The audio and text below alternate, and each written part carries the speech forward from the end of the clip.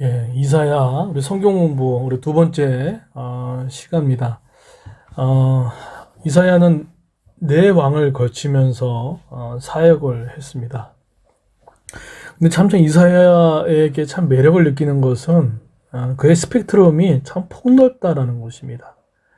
정치, 경제, 사회, 종교 모든 영역을 아우르고, 거기에 하나님의 뜻을 받아서 또 선포하는 어쩌면 제가 우리 교인들을 또 앞으로 어디까지 끌어갈 것인가에 대한 어떤 목표, 골 지점을 본다 그러면 아니 이 부분이 아닌가라는 생각들을 갖습니다. 뭐 더 많이 아시겠지만 정치를 바라보면서 경제를 바라보면서 사회, 문화 이런 현상들을 바라보면서 어떻게 성경적인 사고로 그것을 해석해나고 또 분석해내서 그것을 어떻게 내 가정과 내 직장과 내 삶의 형태로 녹여서 내가 가지고 가고 선포할 건가 나눌 건가 할 것인가에 대한 사실 이것이 저는 우리 성도들을 좀 바라보는 또 제 교육 목회 철학이라고도 합니다.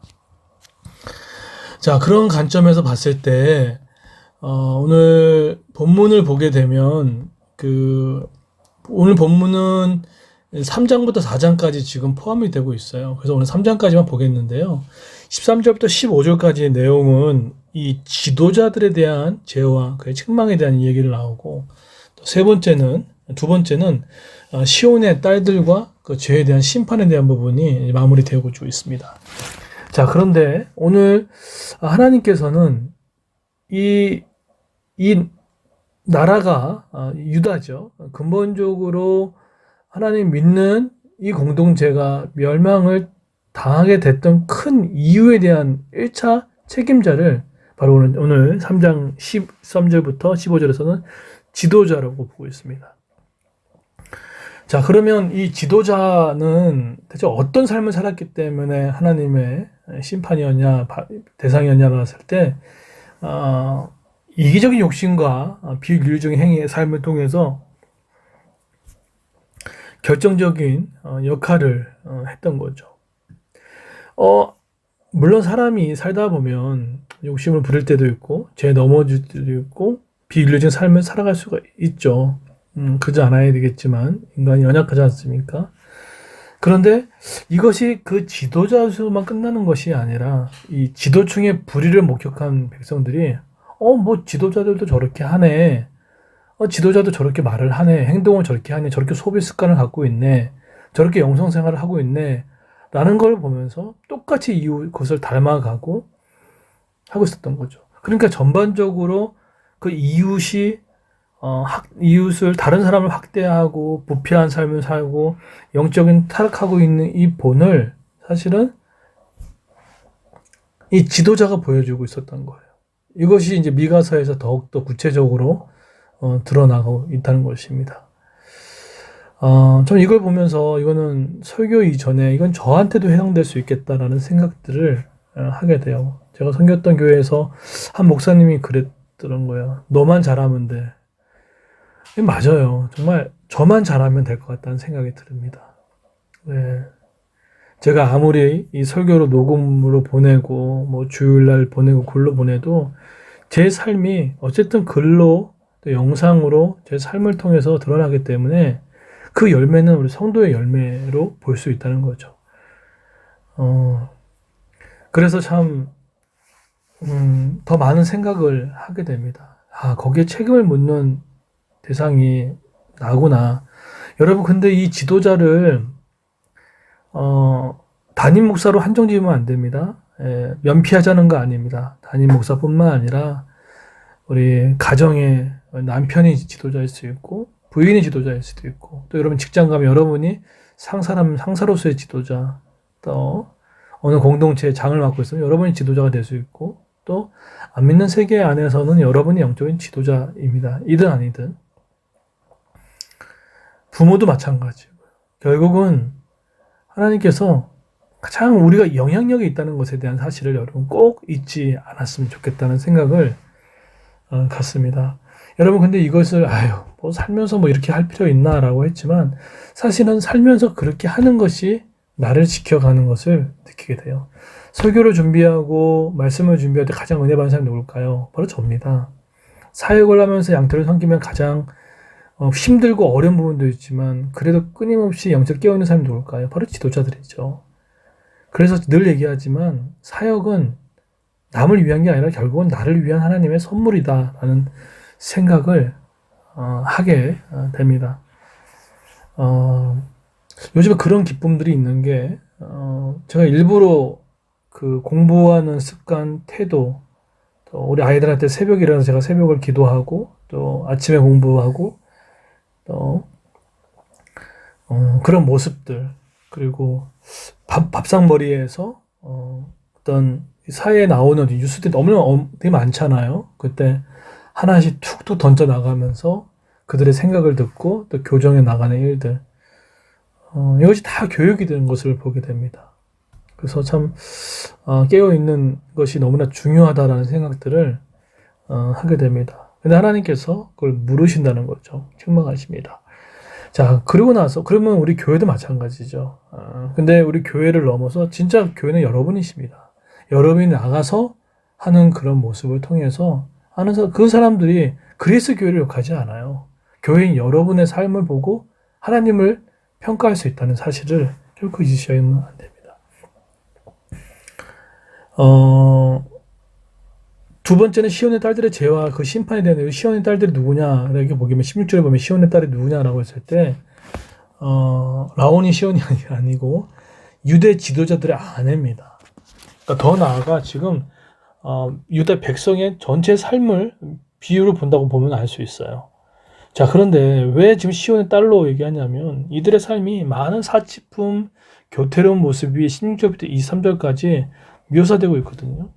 근데 왜 그렇게 했냐 했을 때 이런 모든 세속적인 외적, 육체적인 아름다움만 추구했지 사실은 진성으로 원하는 하나님의 영광을 위한 삶, 또 남을 위한 귀한 삶들은 전혀 없고 또 더 나아가서 21가지의 뭐 호신부, 반달 장식 같은 것은 양말에 물리치기 위한 장식들이거든요.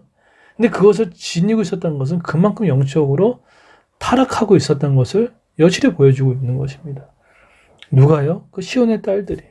그러니까 사치의 향락을 하기 위해서 남편들을 계속해서 지도자 남편들을 백성을 학대하고 조장케 만드는 일들로 하고 있다는 것입니다. 결국 그것 때문에 24절, 26절에는 결국 초라한 결과를 맞게 되는 그런 결과를 보게 된다는 거예요. 여러분, 시온의 딸이라고 할 수 있는 한 가정의 엄마의 역할, 또 아직 1인 가구의 자매들 역할은 정말 중요합니다. 예. 이게 엄청난 자리예요, 사실은요. 부담되시겠지만 정말 자녀에게도 영향력을 미치고요. 남편에게도 영향을 미칩니다. 여러분, 여러분이 남편을 잘 하는 것도 사실 이건 엄청난 선교입니다. 왜냐하면 진짜 선교지는 우리 엄마한테는 가정이지만 또 남편의 선교지는 직장이잖아요. 근데 거기서 만나는 사람에 대한 정서, 영적인 모든 부분들은 사실은 부인과의 어떻게 연합되어 있는 것에도 달릴 수 있다는 것을 우리가 볼 수 있습니다. 근데 이건 물론 상호 보완적이에요. 남편도 마찬가지죠. 역할을 감당해야 할 부분들이 있어서. 그래서 우리가 이런 사실을 알았을 때, 이 시온의 딸 했을 때 이 엄마의 역할, 그런 관점 봤을 때 우리 그레이스 교회 우리 엄마들은 너무 잘하고 계시는 것 같아요. 그 바쁜 와중에 애도 아이들의 성경적인 세계관의 교육을 위해서 여러분 지금 성경적 세계관 혹시 낭비되고 뭐 굳이 그렇게 할 필요 있나라고 생각합니까?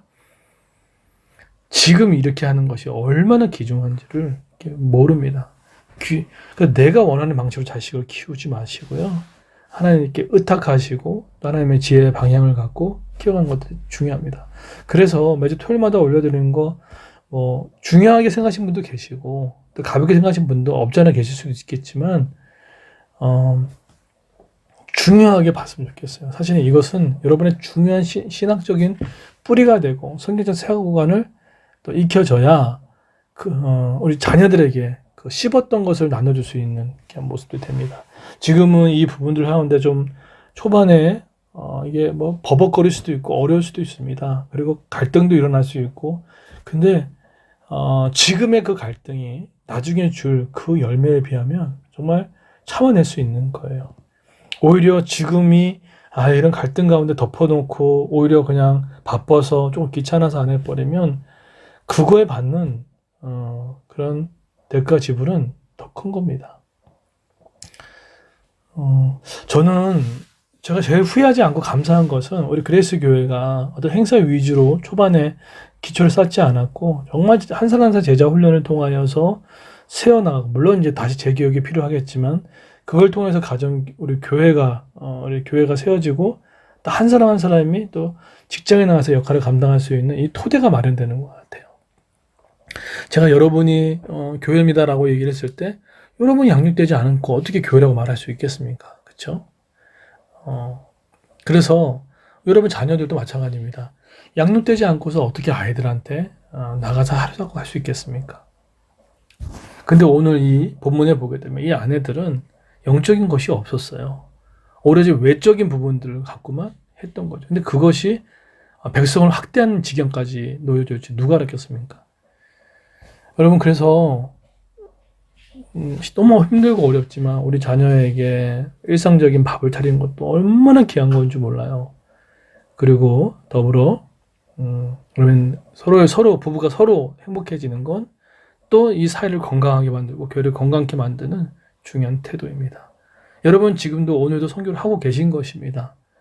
또 지금 여러분의 현장에서 여러분 선교가 시작된 것입니다. 그렇기 때문에 매 순간순간마다 하나님을 의지하는 이 부분들이 너무나 중요합니다.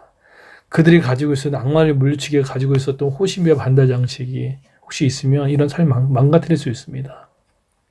그것이 있다면 떼어내시고 편의주의적인 이런년적인 또 이언론적인 축복주의로 가지 않은 성경적인 세계관을 통해서 오늘 하루도 살아가는 저와 여러분 되기를 예수님으로 축원드립니다.